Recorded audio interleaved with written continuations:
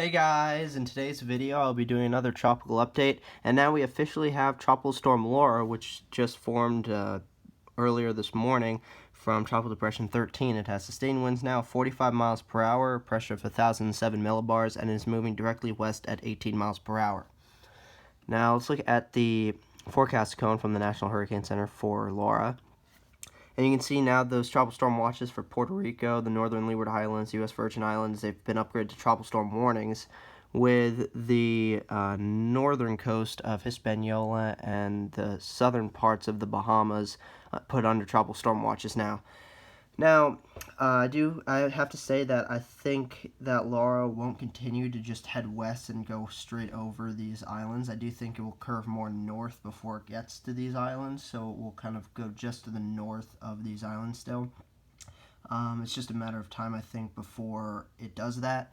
But for now, it'll just continue west, and we'll see what it does, see how strong it is, how strong it wants to get. The National Hurricane Center does forecast it to become a hurricane once it enters the Gulf. But I think the most likely scenario for the system, especially as it gets closer towards between Cuba, Florida, the Bahamas, I think it'll most likely go in between Florida and Cuba through the Straits of Florida into the Gulf.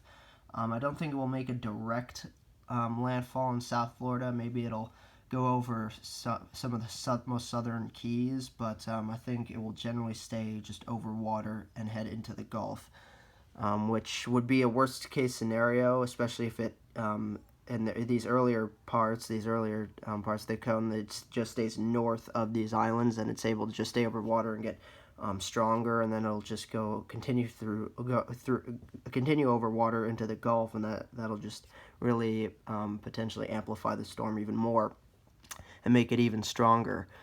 Now, there's Tropical Depression 14, which has not yet been named. It's at 35 miles per hour, 1,008 millibars, moving northwest at 14 miles per hour. This will likely become Marco very shortly, probably by the 5 p.m. advisory later today. Here's the current cone, NEC cone for the system. You can see they do expect it to become a tropical storm very shortly, and then it will kind of cross the very northern part of the Yucatan and then head into the Gulf. They also expect this to become a hurricane as it's heading through the Gulf, heading towards the Texas-Louisiana coastline. So really, between these two systems, the entire Gulf Coast is under threat, from Key West all the way to Brownsville, Texas. So it really just depends on where both these systems make landfall along the Gulf Coast. But really, just everyone along the Gulf Coast, make sure you are prepared for either one of these systems, depending on where you live along the Gulf Coast, because this will be one hell of a ride. Now, there's this other disturbance on the very eastern Atlantic, which doesn't seem to become much of anything. It has a 40% chance of formation within the next 5 days, 20% within the next 2 days. So it doesn't seem likely that it will form into much of anything. So we'll just really disregard this, I think. So now let's go to tropical tidbits, and I'll show you. Here's Tropical Storm Laura.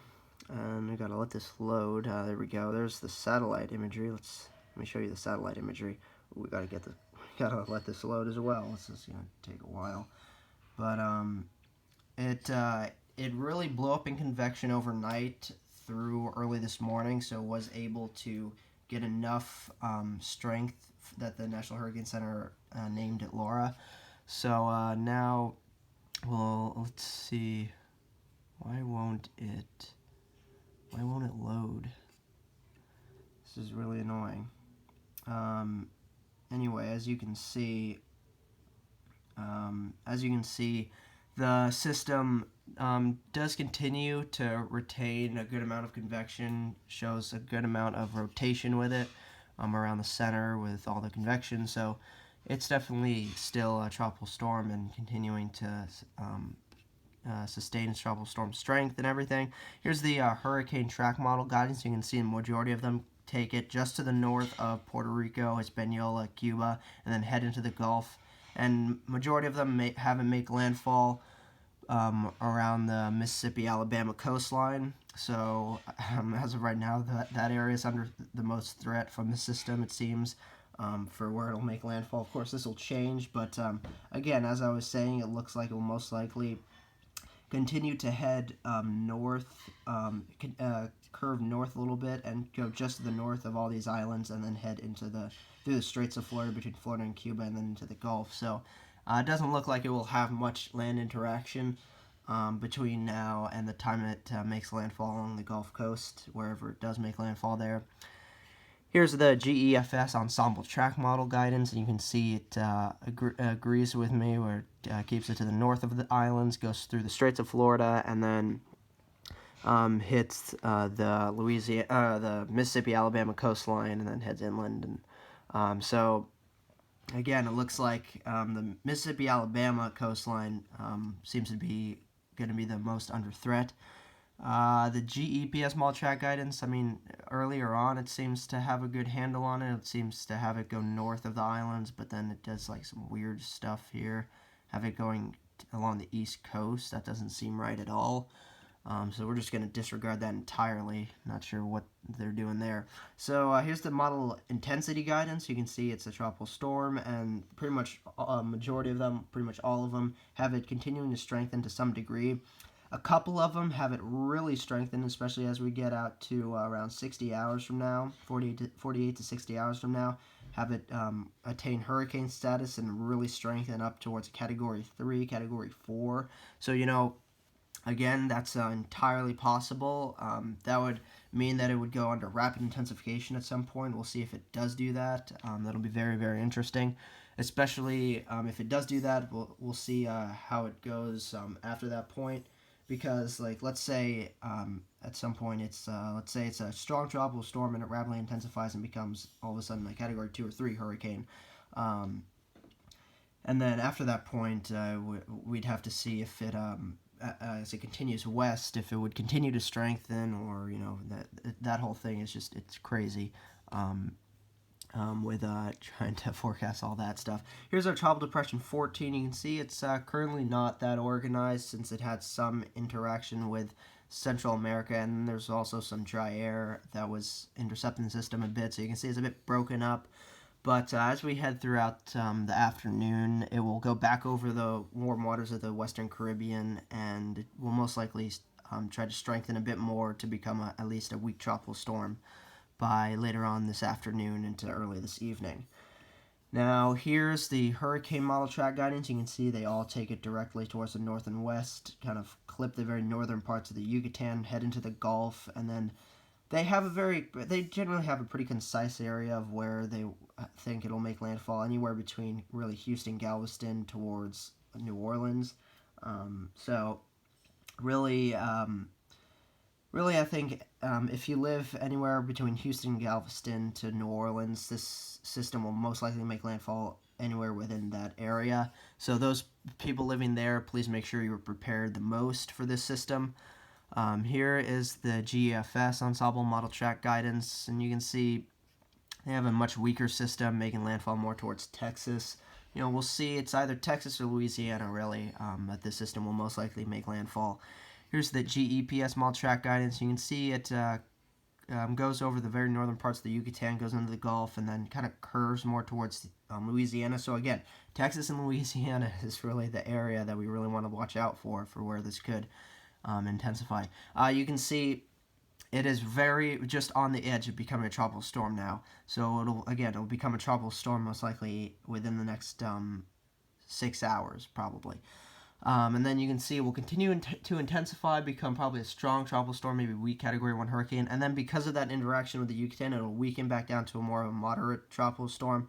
And then once it's back over the Yucatan, past the Yucatan into the Gulf, it will be able to intensify a little bit more and become probably more of a Category 1 hurricane before, again, making landfall on the Gulf Coast and then dissipating. So that'll be very interesting to see how much it strengthens between now and by the time it makes landfall in the Yucatan, and then once it clears the Yucatan into the Gulf, what it does after that and how it intensifies, or how its intensity goes by that point. So that'll be very, very interesting to watch out for. Oh, the 12Z run of the GFS is coming in. let me show you. No, I'm gonna show you the Western Atlantic, and I'll show you the CMC. I'll show you the CMC icon ECMWF to show you the kind of the track of what the Euro is showing, because you can't really rely on the Euro with intensity for these systems really. And then I'll show you the hurricane models, the HWRF model and the HMON, because those are also very, very interesting of what they're showing. Now, man, we gotta let this load. It's kind of annoying. So you can see there's Tropical Storm Laura by around 8 in the morning on tomorrow, 8 a.m. tomorrow. And then there's Tropical Depression 14 just as it's about to make landfall in the Yucatan. Bring this farther forward out in time, and you can see CMC really breaks up Tropical Depression 14, doesn't really show it doing anything, but it does have Tropical Storm Laura becoming extremely strong there as it's getting towards the Straits of Florida, becoming 992, 988, just really intensified, 977, 976, 974, my goodness. Yeah, so it shows the system really becoming extremely strong because of the fact that like it seems most likely that it won't really make landfall anywhere over Puerto Rico or Hispaniola or Cuba and go straight through the Straits of Florida, maybe brush over the Keys or very, very southern Florida, and then go into the Gulf and really intensify from there while it's in there, and then make landfall anywhere between Louisiana and the Florida Panhandle. It's showing it making landfall in the very western Florida Panhandle. So that is definitely a possibility that it could make landfall there, or it could make landfall closer towards New Orleans, or anywhere in between there is very we got to really watch out for. So that's what the CMC is showing. Now the icon, I'll show you what the icon is showing, and the icon is very, very interesting with what it shows. Let me zoom this out so you guys can see both systems. Now, as we move this forward out in time, you can see there's Tropical Storm Laura and there's Tropical Depression 14. Now, as we head this forward in time, the icon has Tropical Storm Laura more impacting with the land of Puerto Rico and then Hispaniola and Cuba, while it has Tropical Depression 14 kind of clipping the northern Yucatan and heading into the Gulf. And then there's Laura. Man, come on. This thing is really annoying. It's not loading at all. You can see there's Tropical Depression 14, Tropical Storm Laura. It continues towards the north and west, kind of just offshore of Cuba, and then kind of going over Cuba a bit. The icon is very, very slow, man. It's kind of annoying. So yeah, I mean that's really what the icon is kind of showing. It's not really letting me go any farther out in time. It's kind of just not loading at all. But you can see that's kind of what the icon is showing. It shows both systems not all that strong through the time it gets towards Florida, Cuba, Bahamas, Florida Straits. So again, we'll really just have to watch these systems very closely to see what they do and where they go, because that'll play a really key factor into how strong they get and where they make landfall in the U.S. So again, that's something we're really gonna have to watch. So the icon's not really showing anything that interesting at all. Let's see if this can load and we can so I can show you the European. But yeah.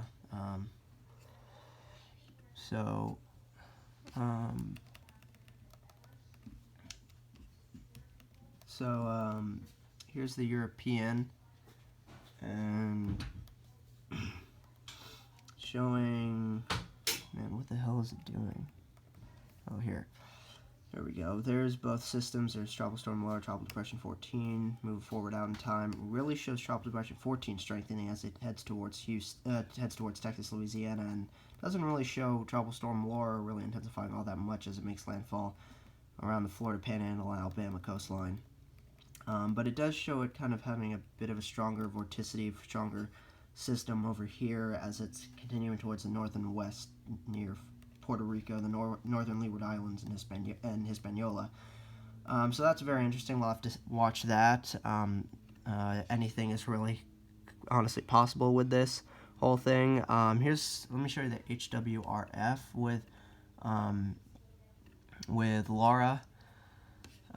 So here's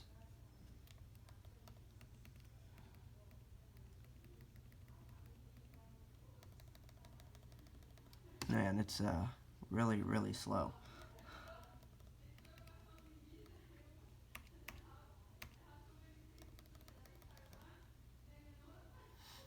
Man, nothing is loading on here today. It's very strange.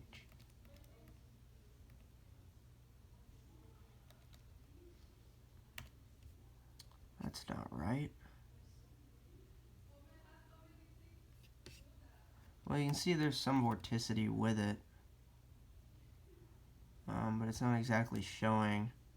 It's not allowing me to show you what it does with it. So that's kind of pissed me off. Well, there we go. There's as it's heading towards the northern Leeward Islands. This is it's very slow, man. It's so annoying.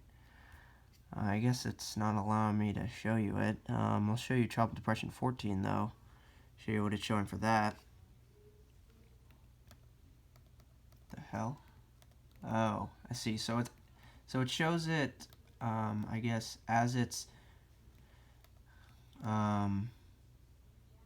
crossing Central America and heading more in between Central America and the Yucatan, it really has it wind up a lot and become a lot stronger. Now, if this thing could actually frickin' load, it shows it becoming really strong. It has great vorticity, having it showing a very strong system as it's heading towards the Yucatan. And then man, I want this to load. I don't understand why it won't load. You can see there's the system as it's approaching the Yucatan, almost making landfall there. Jeez, this thing is really slow. It's not allowing me to see. It's about to make landfall in the very northern part of the Yucatan. It's not loading, so I can't show you it any farther. Oh, Jesus Christ. But I mean, I guess, yeah, as you can tell, it's really not. It's really showing a strong system for Tropical Depression 14. So, you know, that's very, very interesting. I'll show you what the HMON showing for Laura. If this can load. If it will load. I guess it won't load, which is really, really annoying. So I guess that's really all I can show you with that.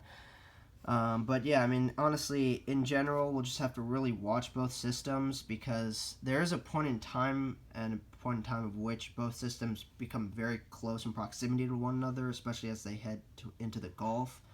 So it'll be very interesting to see how they interact, maybe, and just see what happens with that. With the naming of Laura, it has become the 12th earliest named storm on record. So in a row, we've had the earliest 5th, 6th, 7th, 8th, 9th, 10th, 11th, and 12th named storms on record.